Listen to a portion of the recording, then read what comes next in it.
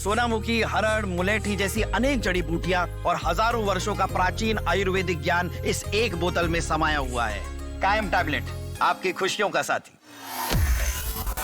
बांग्लादेश में इस वक्त हालात काफी तनावपूर्ण चल रहे हैं और लगातार वहां पर अल्पसंख्यक हिंदुओं को निशाना बनाया जा रहा है और यही वजह है कि अब यूनूस सरकार की किरकिरी हो रही है। न सिर्फ बांग्लादेश में बल्कि दुनिया भर में यूनूस सरकार की थू थू की जा रही है और यहाँ तक कि भारत में तो उनके खिलाफ जबरदस्त विरोध प्रदर्शन किए जा रहे हैं। आप इन तस्वीरों में साफ देख सकते हैं कि किस तरीके से लोग हाथों में बैनर लेकर यूनूस सरकार के खिलाफ हल्ला बोल कर रहे हैं और अब वहीं विदेश मंत्रालय की इस पूरे मामले के अंदर एंट्री हो गई है और विदेश मंत्रालय ने बांग्लादेश में चल रहे तनावपूर्ण हालात को लेकर सख्त टिप्पणी की है। और इसी पर ज्यादा चर्चा के लिए इस वक्त मेरे साथ न्यूज रूम में मौजूद है पल्लवी। तो पल्लवी, आपसे जानना चाहेंगे कि बांग्लादेश में फिलहाल इस वक्त क्या सिचुएशन है, वहां पर जिस तरीके से हिंदुओं को निशाना बनाया जा रहा है उस पर भारत सरकार का क्या रुख है? बिल्कुल अनुराधा, तो जिस तरीके से बांग्लादेश में माहौल बने हुए, जिस तरीके से हालात बिगड़ते जा रहे हैं, उस पर अब पहली बार भारत की तरफ से बयान सामने आया है। विदेश मंत्रालय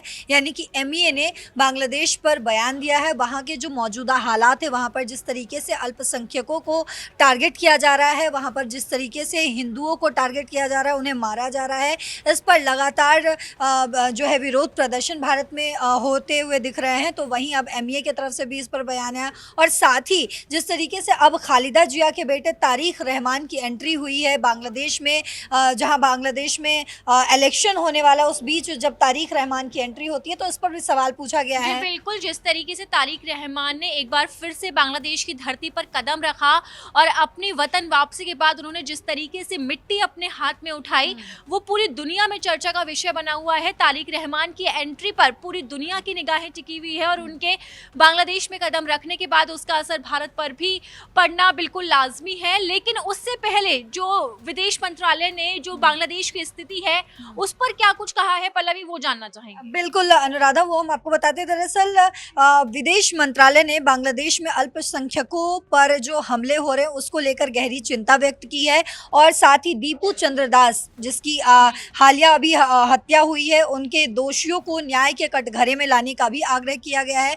साथ ही मंत्रालय ने सभी अल्पसंख्यकों की सुरक्षा की मांग की है, यानी कि वहाँ अभी जो भी हिंदू रह रहे हैं अभी बांग्लादेश में, उनकी सुरक्षा की मांग की गई है। इसके अलावा आपको बता दें, बांग्लादेश में सुरक्षा संबंधी मुद्दों और घटनाओं से जुड़े झूठे बयानों को लेकर भी बांग्लादेश के उच्चायुक्त को तलब किया गया है। विदेश मंत्रालय स्थिति पर कड़ी नजर बनाए हुए है और इसके अलावा आपको बता दें कि अतिशयोक्ति के दावों को भी खारिज करता है, ऐसा भी कहा गया। और भारत ने बांग्लादेश के दूतावासों और बांग्लादेश में रहने वाले नागरिकों के लिए बांग्लादेश सरकार से जवाबदेही की मांग किया गया। यहाँ पर जिस तरीके से बांग्लादेश के हालात तनावपूर्ण बने हुए हैं, वहाँ पर जो बांग्लादेश की पुलिस है, जो यूनूस सरकार है, वो लगातार यही कह रही है कि ये सियासी साजिश का नतीजा है और जो ये वहाँ पर हिंदू अल्पसंख्यकों को निशाना बनाया जा रहा है, ये वहाँ पर इस बात को खारिज करते हुए ये कह रहे हैं कि ये सिर्फ सियासी हिंसा को भड़काने की कोशिश की जा रही है। लेकिन उन्होंने साफ तौर पर इस चीज़ को खारिज कर दिया है कि हिंदुओं को निशाना बनाया जा रहा है। लेकिन जो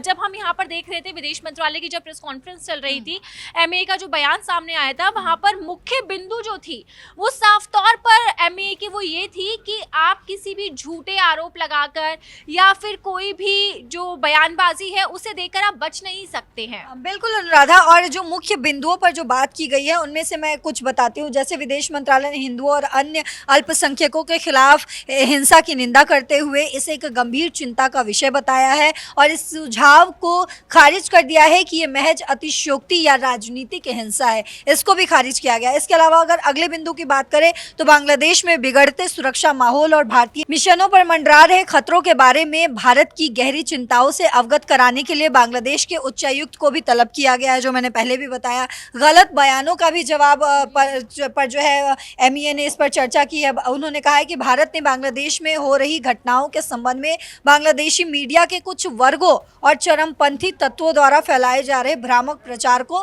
खारिज कर दिया गया है। इसके अलावा न्याय की मांग की अगर बात करें, इस बिंदु पर अगर अगर बात की जाए तो दरअसल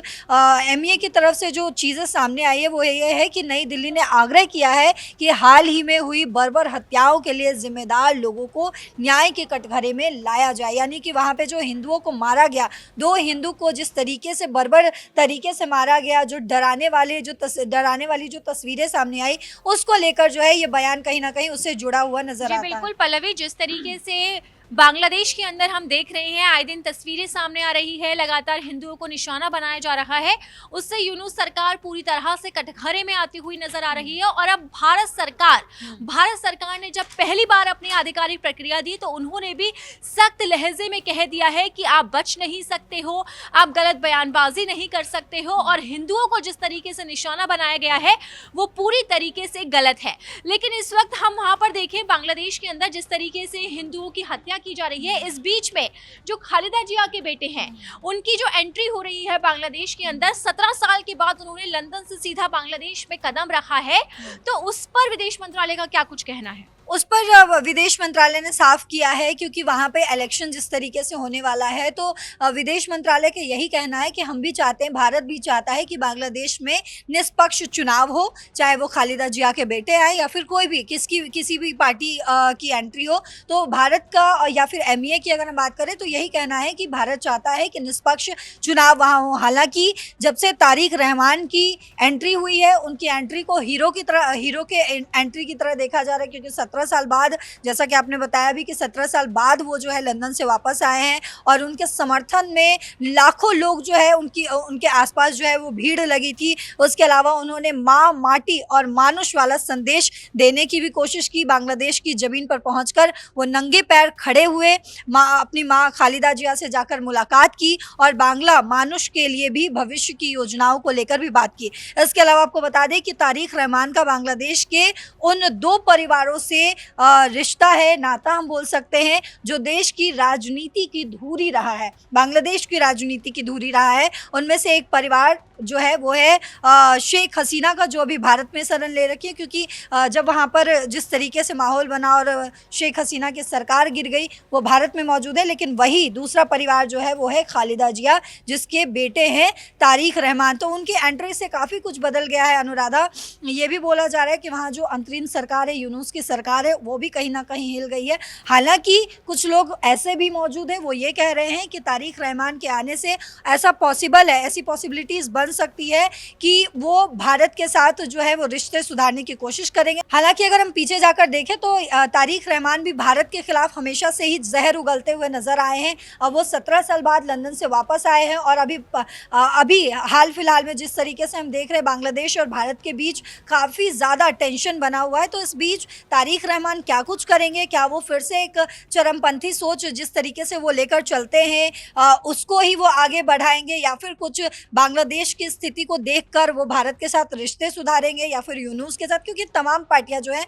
वो एक दूसरे से मिलकर बांग्लादेश में जो है अपनी सरकार बनाने की योजना बना रही है। यूनुस सरकार भी जो है अपनी सरकार, अपनी कुर्सी को बचाने के लिए, कहीं ना कहीं ऐसा कहा जा रहा है एक्सपर्ट की तरफ से कि वो अपनी कुर्सी बचाने के लिए वहाँ के आवाम को, वहाँ के लोगों को इस आग में झोंकने की कोशिश करे, और इसी वजह से आज बांग्लादेश में जो है इतनी बर्बरता हो रही है। तो देखना अब ये होगा कि जिस तरीके से तारिक रहमान की जो एंट्री हुई है उससे भारत में क्या बदलता है, और एमईए का बयान यानी कि भारत की तरफ से जो बयान है वो अपने आप में बेहद ही अहम है। बिल्कुल पल्लवी, इस तमाम जानकारी के लिए आपका बहुत बहुत शुक्रिया। तो जिस तरीके से तारिक रहमान की बांग्लादेश में एंट्री हुई है, और बांग्लादेश इस वक्त चर्चा का विषय बना हुआ है, भारत का पड़ोसी मुल्क है बांग्लादेश, और वहां पर जिस तरीके से हिंदुओं को निशाना बना रहा है, तो वहां पर वाकई में भारत सरकार की पैनी नजर है। विदेश मंत्रालय ने आज आधिकारिक बयान भी दिया और सख्त लहजे में चेतावनी भी देती है, यानी कि साफ है कि भारत हिंदुओं के खिलाफ अगर कोई अत्याचार करता है तो उसे बिल्कुल भी बर्दाश्त नहीं करेगा।